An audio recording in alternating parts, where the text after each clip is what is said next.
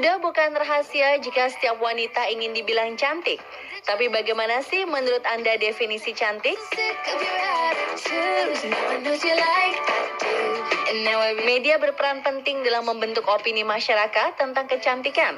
Di era modern, cantik itu didefinisikan sebagai wanita dengan tubuh yang tinggi dan langsing, kulit putih mulus, rambut panjang dan mengkilap. Jika sebelumnya tolak ukur kecantikan itu berasal dari Eropa, perkembangan K-pop dan K-drama membuat masyarakat mulai melirik wanita Asia sebagai role model. Mata bulat, bibir merah dan tipis, kulit putih, leher jenjang, dan muka tirus. Para selebritis Korea sendiri harus mengorbankan tubuh dan uangnya untuk menciptakan bentuk tubuh dengan definisi cantik ideal melalui operasi plastik. Alhasil, kita suka sulit membedakan wajah artis-artis Korea ini karena memiliki struktur serupa. Padahal kita semua tahu bahwa manusia diciptakan berbeda-beda. Ada perbedaan ras dan gen yang membuat kecantikan itu relatif di berbagai negara. Kulit manusia, bentuk rambut, dan struktur muka diciptakan beragam. Unsur-unsur ini yang membuat standar kecantikan di setiap wilayah relatif berbeda dengan wilayah lainnya. Belum tahu kan kalau ternyata di Afrika makin hitam kulit Anda, maka semakin mempesona di mata lelaki? Bahkan di masa sekarang, ketidaksempurnaan bisa berubah menjadi sebuah kecantikan yang mendunia. Berikut ulasan makhluk Tuhan paling cantik di berbagai negara versi On The Spot.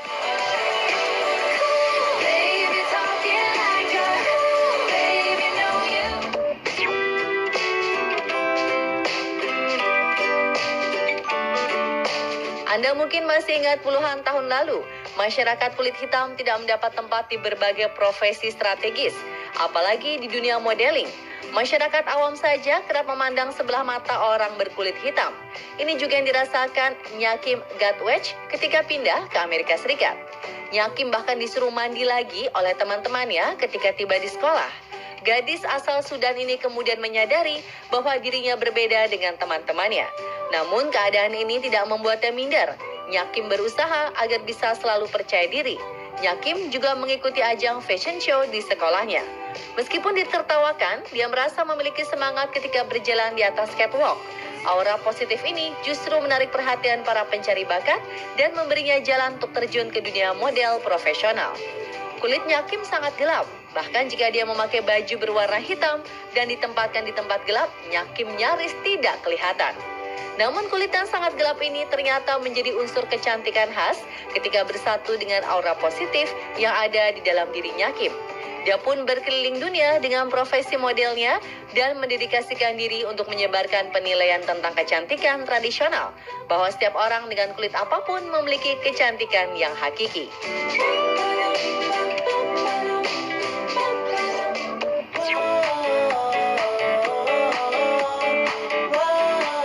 Jika Nyakim dibully karena kelebihan pigmen hitam, wanita yang satu ini juga mengalami perundungan karena kekurangan pigmen alias albino. Nastia Zitkova lahir dengan kondisi tubuh yang seluruhnya putih. Rambut dan bulu matanya pun berwarna putih. Dia satu-satunya di dalam keluarganya yang memiliki kondisi tubuh seperti ini. Menjadi berbeda dengan orang-orang di sekitar itu tidak enak. Setiap hari, Nastia harus mendengar ejekan dan sering dijuluki si muka pucat. Tinggal di Rusia dengan keadaan tubuh seperti itu bukanlah sebuah keberuntungan. Orang-orang Rusia selalu merendahkannya. Untuk mengembalikan kepercayaan diri anaknya, Ibu Nastia pun memutar film-film anime Jepang yang tubuhnya mirip dengan Nastia. Dari film-film ini, Nastia mulai terinspirasi dan percaya bahwa orang seperti dia punya kemampuan ajaib. Selain itu, Nastia memiliki mata yang indah. Jika kita perhatikan, ada warna pink terpancar dari balik bulu mata putih Nastia. Inilah yang membuat Nastia bangkit dan membuktikan pada dunia bahwa setiap orang cantik dengan keunikannya masing-masing. Nama Nastia mulai naik ketika dia melakukan cosplay karakter anime Jepang. Instagram yang bernama Kicker-chan pun mulai dibanjiri followers. Julukannya pun berubah menjadi Princess of Ice.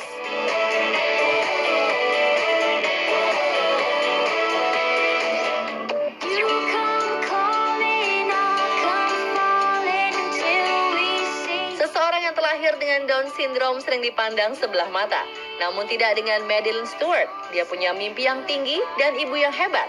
Roseanne Stewart, ibu Madeline, mengetahui keinginan putrinya adalah menjadi model. Namun, proporsi tubuh anak Down syndrome umumnya tidak memungkinkan untuk menjadi model. Tubuhnya gemuk dan kurang tinggi. Rosen tak kurang akal.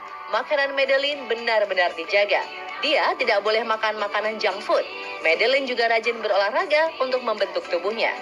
Perubahan dan usahanya ini diunggah sang ibu di media sosial. Dari situlah akhirnya undangan untuk menjadi model berdatangan. Gadis penderita Down syndrome ini sudah menginjakan kaki di New York Fashion Week, Paris Fashion Week, London Fashion Week, runway Dubai, dan beberapa runway ternama dunia. Semua undangan ini tidak disia-siakan oleh Madeline dan ibunya. Dia tampil melenggak-lenggok dengan sempurna di atas catwalk. Madeline pun mencetak rekor dengan menjadi model Down syndrome pertama yang tampil profesional dan mendunia.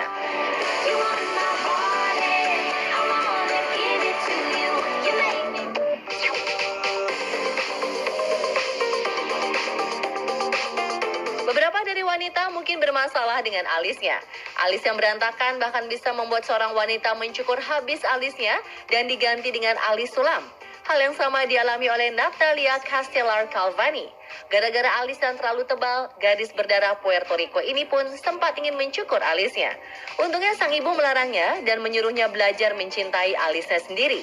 Dia sempat frustrasi, sampai suatu hari foto yang diambil adiknya dilirik oleh pencari model. Knowles & Halston Heritage termasuk agensi yang sangat selektif. Mereka bahkan jarang menerima model yang belum berpengalaman dan masih muda seperti Natalia. Usianya masih 18 tahun ketika itu. Tetapi karena alisnya yang unik, Natalia bisa bersanding dengan model papan atas lain. Tentu saja teman-temannya terkejut ketika mendengar Natalia menjadi model. Mereka tidak menyangka orang yang mereka olok-olok dulu bisa berkembang di dunia model dan kini diidolai karena kecantikannya yang unik itu.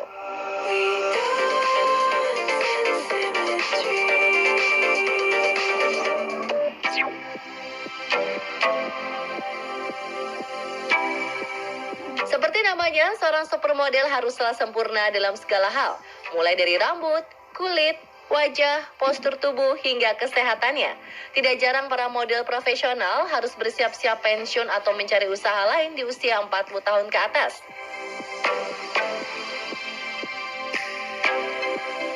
Namun berbeda dengan nenek yang satu ini, dia bahkan baru memulai karir modelingnya di usia 80 tahun. Frances Danscombe sejak kecil memang sering bergaya di depan keluarganya. Hobinya adalah bernyanyi di atas meja. Namun perang membuat Frances harus dievakuasi dari London ke Wales. Sejak dievakuasi, hidup Frances berubah. Dia tidak lagi bisa memamerkan kebolehannya di depan keluarganya. Ketika remaja, Frances juga minder dengan bentuk tubuhnya yang dianggapnya sangat kurus. Kehidupan Frances berjalan seperti layaknya wanita lain. Dia berhenti bekerja di usia 26 tahun sebagai juru ketik karena sudah memiliki anak. Ketika usianya 42 tahun, Frances berusaha kembali bekerja, namun sangat sulit karena dia bersaing dengan tenaga kerja yang lebih muda. Tak jarang Frances mendapat bullying. Namun perlakuan itu membuatnya belajar meningkatkan kepercayaan dirinya. Frances berubah menjadi seseorang yang penuh percaya diri di usia tuanya. Sampai akhirnya sebuah agensi model mengundangnya untuk menjadi seorang model lansia di usianya yang ke-80. Dengan pekerjaan ini, Frances ingin mengatakan pada dunia bahwa kecantikan berasal dari dalam diri seseorang yang bisa digunakan untuk membantu orang lain. Pemirsa, telah makhluk Tuhan paling cantik yang berhasil dikumpulkan tim On The Spot. Jangan benci kekurangan Anda. Bisa jadi kekurangan itu membawa keberuntungan bagi Anda.